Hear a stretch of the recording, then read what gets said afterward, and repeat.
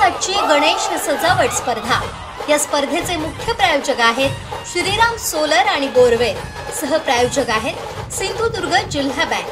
चरण येऊनी तुझला शरण, हे गजानन गजमुख धारक, दाता तू अमुचा।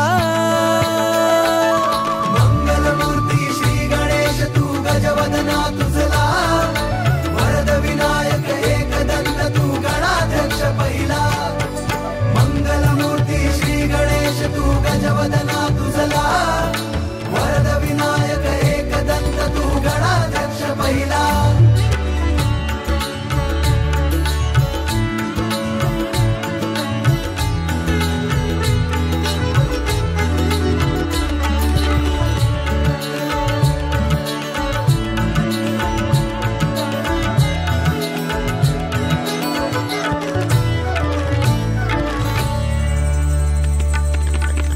या भूमीवर संकट समयी येशील देवा तूच धावूनी।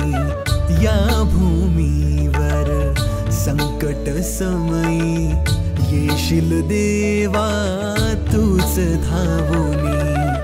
नाम तुझे हे येता ओठी, करीतो तुझला स्मरण।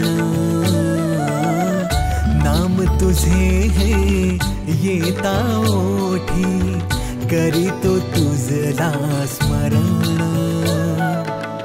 हे गजानन गजमुख धारक, दाता तू अमुचा। मंगलमूर्ती श्री गणेश तू गजवदना तुझला, वरद विनायक एकदंत तू गणाध्यक्ष पहिला। मंगलमूर्ती श्री गणेश तू गजवदना तुझला, वरद विनायक एकदंत तू गणाध्यक्ष पहिला। आभाळाशी साध घाली ऐसी राहो कृपा।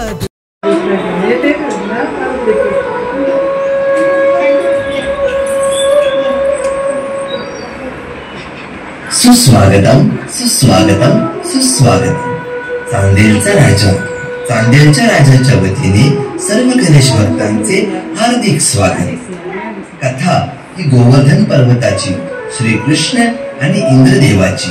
एक दिवस वृंदावन मध्ये पाण्याचा अकाळ पडतो, नद्या नाले सुकून जातात। पाऊस यावा म्हणून इंद्रदेवाला प्रसन्न करण्यासाठी सगळे वृंदावनवासी एकत्र येतात आणि पूजेची सुरुवात करतात। यज्ञ केला जातो।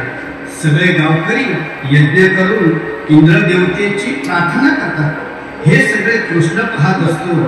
तो जाऊन नंदबाबांना सांगतो, बाबा, हे गावकरी यज्ञ का करतात? यज्ञ केल्याने खरोखर पाऊस पडेल का? कृष्णा, होय, यज्ञ केल्याने इंद्रदेव प्रसन्न होईल आणि तो पाऊस पडेल। त्यामुळे नद्या नाले भरून जातील, शेत डोळू लागतील। परंतु बाबा, पावसासाठी इंद्रदेवाला प्रसन्न करण्याची काय गरज आहे? अरे कृष्ण, इंद्राला प्रसन्न करण्यासाठी दरवर्षी यज्ञ केला जातो। तशी पद्धतच आहे। त्यामुळे पाऊस पडतो, नद्या नाले भरल्यामुळे आपली शेती होते। पण बाबा, ते तर त्यांना भगवान विष्णूच्या आदेशाचे पालन करावेच लागते आणि ते त्यांचे कार्य आहे आणि तो त्यांचा धर्म सुद्धा आहे। कृष्णा, तुला समजत नाही बाळा। बाबा, मी तुम्हाला समजावू पाहतो, पण तुम्ही समजूनच घेत नाही।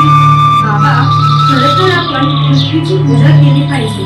ती आपल्याला धनधान्य देते आणि गोवर्धन पर्वताची देखील पूजा केली पाहिजे, कारण आपली गाई वासरे गोवर्धन पर्वतावर चरायला नेतात। त्यामुळे आपल्याला दूध मिळते आणि त्यावर आपली उपजीविका चालते। आपल्याला जगण्यासाठी ज्या गोष्टींची गरज असते त्या सर्व गोष्टी आपल्याला गोवर्धन पर्वतामुळे मिळतात। नंदबाबा, कृष्ण बरोबर बोलतो। आपल्याला पावसासाठी वेगळा यज्ञ करायची गरज नाही। आपण सर्वांनी गोवर्धन पर्वताची पूजा केली पाहिजे। गोवर्धन पर्वत आपल्यासाठी फार महत्त्वाचा आहे। पर्वतावर आपल्या गायी चरतात, त्यामुळे आपल्याला दूध मिळते। पर्वताच्या पाण्यात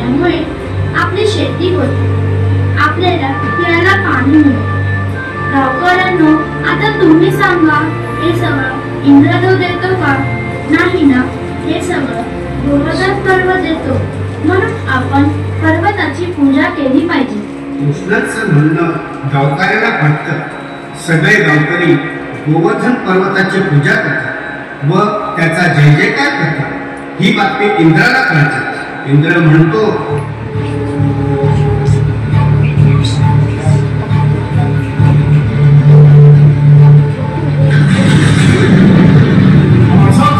माझी पूजा करतात का? त्या पर्वताची पूजा अतिवृष्टीला वादळ वाऱ्यात सगळ्यात झाडे उन्मळून जातात तेव्हाच हे तुझ्यावरवासी माझ्या शरीरात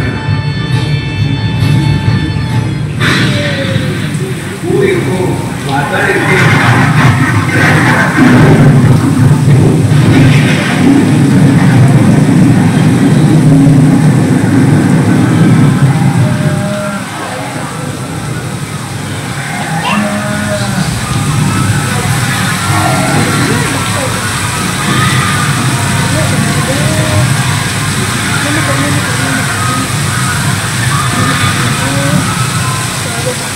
झाडे उन्मळून जातात. गावकरी भयभीत होतात आणि गावकरी कृष्णाला सांगतात, कृष्णा, यातून तूच आम्हाला वाचव. कृष्णा म्हणतो, तुम्ही काही काळजी करू नका. इंद्र आपले काहीच करू शकत नाही. तुम्हाला काळजी करण्याची गरज नाही. काय तेही बघून घेतो. असे सांगून कृष्ण धरणीवर आपली करंगळी ठेवतो.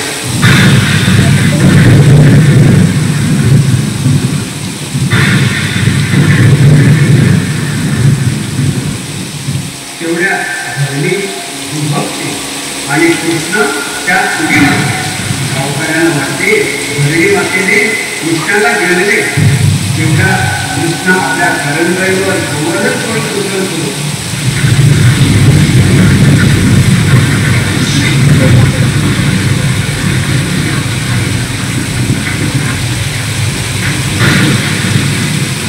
व सगळे गावकरी गाई मात्रे पर्वतात खाली आश्रय घेतात.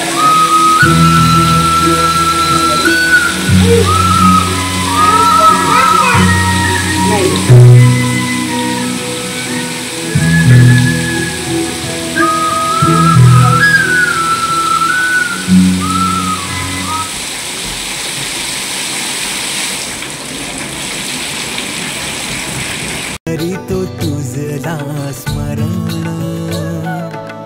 हे गजानन गजमुखधारक दाता तू अमुचा.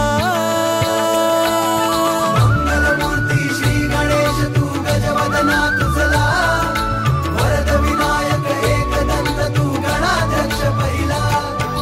मंगलमूर्ती श्री गणेश तू गजवदना तुझला वरद विनायक एकदंत तू गणाध्यक्ष पहिला. आभाळाशी नांदेडकर घराण्याचा चांदेरकर राजाच्या वतीने सर्व सिंधुदुर्ग जिल्ह्यातील गणेश भक्तांना गणेश चतुर्थीच्या हार्दिक शुभेच्छा. गणपती बाप्पा मोरया, मंगलमूर्ती मोरया, सुधीर मामा की जय. शरण हे गजानन गजमुखधारक दाता तू अमुचा.